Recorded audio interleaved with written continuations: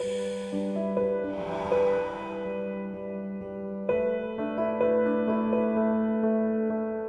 disse Davi: esta é a casa do Senhor Deus, e este é o altar do holocausto para Israel. Depois mandou Davi que se juntassem os estrangeiros que estavam na terra de Israel, e assinalou deles pedreiros que lavrassem pedras para edificar a casa de Deus. Assim preparou Davi muito ferro para os pregos das portas, e para as junturas, e muito metal sem peso, e madeira de cedro sem conta, porque os sidônios e tírios haviam trazido a Davi madeira de cedro inumerável. E disse Davi: Salomão meu filho é jovem e tenro, e a casa que se há de edificar ao Senhor há de ser magnífica por excelência, para nome e honra em todas as terras. Agora pois eu lhe prepararei o necessário. E preparou Davi antes de sua morte em grande abundância. Chamou então Davi a Salomão seu filho, e mandou-lhe que edificasse casa ao Senhor Deus de Israel. E disse Davi a Salomão: Filho meu, em meu coração tive o edificar templo ao nome do Senhor meu Deus. Mas veio a mim palavra do Senhor, dizendo: Tu derramaste muito sangue, e trouxeste grandes guerras. Não edificarás casa a meu nome, porque derramaste muito sangue na terra diante de mim. Eis aqui, um filho te nascerá, o qual será homem de repouso, porque eu lhe darei quietude de todos os seus inimigos em derredor. Portanto seu nome será Salomão, e eu darei paz e repouso sobre Israel em seus dias. Ele edificará casa a meu nome, e ele me será a mim por filho, e eu lhe serei por pai, e afirmarei o trono de seu reino sobre Israel para sempre. Agora, pois, filho meu, seja contigo o Senhor, e sejas próspero, e edifiques casa ao Senhor teu Deus, como ele disse de ti. E o Senhor te dê entendimento e prudência, e ele te dê mandamentos para Israel, e que tu guardes a lei do Senhor teu Deus. Então serás próspero, se cuidares de pôr por obra os estatutos e direitos que o Senhor mandou a Moisés para Israel. Esforça-te, pois, e recobra ânimo. Não temas, nem desmaies. Com muito esforço providenciei para o templo do Senhor 3.500 toneladas de ouro, 35.000 toneladas de prata. Não tem peso o metal nem o ferro, porque é muito. Assim aprontei madeira e pedra, ao qual tu acrescentarás. Tu tens contigo muitos oficiais, pedreiros e carpinteiros, e todo homem especialista em toda obra. Do ouro, da prata, do metal e do ferro, não há número. Levanta-te, pois, e vá para a obra, que o Senhor será contigo. Assim mandou Davi a todos os principais de Israel que dessem ajuda a Salomão seu filho, dizendo: Não é convosco o Senhor vosso Deus, o qual vos ha dado quietude de todas as partes, porque ele entregou em minha mão os moradores da terra, e a terra ha sido sujeitada diante do Senhor, e diante de seu povo. Ponde, pois, agora vossos corações e vossos ânimos em buscar ao Senhor vosso Deus, e levantai-vos, e edificai o santuário do Deus o Senhor, para trazer a arca do pacto do Senhor, e os santos vasos de Deus, a casa edificada ao nome do Senhor. Sendo, pois, Davi já velho e farto de dias, fez a Salomão seu filho rei sobre Israel, e juntando a todos os principais de Israel, e aos sacerdotes e levitas, foram contados os levitas de 30 anos acima, e foi o número deles por suas cabeças, contados um a um, 38.000. Destes, 24.000 para dar pressa à obra da casa do Senhor, e governadores e juízes, 6.000. Ademais 4.000 porteiros, e 4.000 para louvar ao Senhor, disse Davi, com os instrumentos que fiz para render louvores. E repartiu-os Davi em ordens conforme aos filhos de Levi, Gerson e Coate e Merari. Os filhos de Gerson, Ladã e Simei. Os filhos de Ladã, 3, Jeiel o primeiro, depois Etã e Joel. Os filhos de Simei, 3, Selomote, Aziel e Arã. Estes foram os príncipes das famílias de Ladã. E os filhos de Simei, Jaate, Zina, Jeus e Berias. Estes 4 foram os filhos de Simei. Jaate era o primeiro, Zina o segundo, mas Jeus e Berias não multiplicaram em filhos, pelo qual foram contados por uma família. Os filhos de Coate, Anrão, Izar, Hebron e Uziel, eles 4. Os filhos de Anrão, Arão e Moisés. E Arão foi apartado para ser dedicado às mais santas coisas, ele e seus filhos para sempre, para que queimassem perfumes diante do Senhor, e lhe ministrassem, e bendizessem em seu nome, para sempre. E os filhos de Moisés, homem de Deus, foram contados na tribo de Levi. Os filhos de Moisés foram Gerson e Eliezer. Filho de Gerson foi Sebuel o primeiro, e filho de Eliezer foi Reabias o primeiro. E Eliezer não teve outros filhos, mas os filhos de Reabias foram muitos. Filho de Izar foi Selomite o primeiro. Os filhos de Hebron, Geri o primeiro, Amarias o segundo, Jaziel o terceiro, e Jecamião o quarto. Os filhos de Uziel, Mica o primeiro, e Isias o segundo. Os filhos de Merari, Mali e Muzi. Os filhos de Mali, Eleazar e Quis. E morreu Eleazar sem filhos, mas teve filhas. E os filhos de Quis, seus irmãos, as tomaram por mulheres. Os filhos de Muzi, Mali, Éder e Jeremote, eles 3. Estes são os filhos de Levi nas famílias de seus pais, cabeceiras de famílias em suas linhagens, contados por seus nomes, por suas cabeças, os quais faziam obra no ministério da casa do Senhor, de 20 anos acima. Porque Davi disse: O Senhor Deus de Israel ha dado repouso a seu povo Israel, e o habitar em Jerusalém para sempre. E também os levitas não levarão mais o tabernáculo, e todos seus vasos para seu ministério. Assim que, conforme as últimas palavras de Davi, foi a contagem dos filhos de Levi de 20 anos acima, e estavam sob a mão dos filhos de Arão, para ministrar na casa do Senhor, nos átrios e nas câmaras, e na purificação de toda coisa santificada, e nas demais obras do ministério da casa de Deus. Assim para os pães da proposição, e para a flor da farinha para o sacrifício, e para os pães sem levedura, e para as coisas postas em panelas, e para o tostado, e para toda medida e conta, e para que assistissem cada manhã todos os dias a confessar e louvar ao Senhor, e assim à tarde, sempre que holocaustos fossem apresentados ao Senhor nos sábados, nas festas da lua nova e nas festas fixas, deviam servir regularmente diante do Senhor, conforme o número prescrito para eles, e para que tivessem a guarda do tabernáculo do testemunho, e a guarda do santuário, e as ordens dos filhos de Arão seus irmãos, no ministério da casa do Senhor.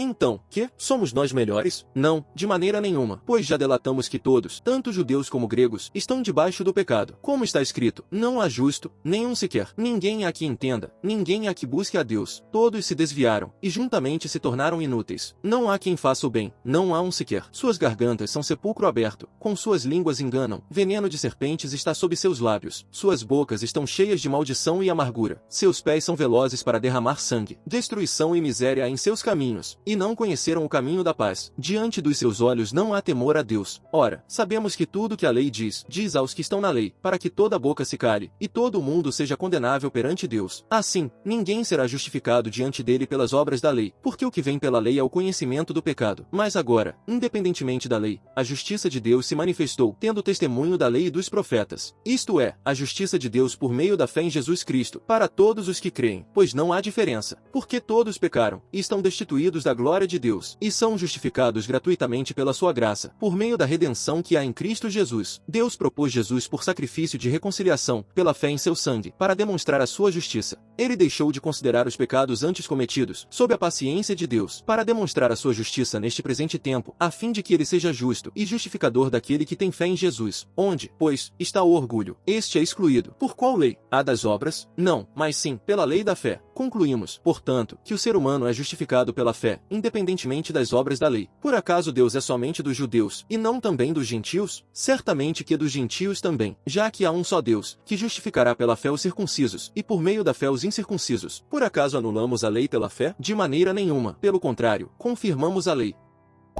O filho tolo é uma desgraça ao seu pai e brigas da esposa são como uma goteira duradoura. A casa e as riquezas são herança dos pais, porém a mulher prudente vem do Senhor.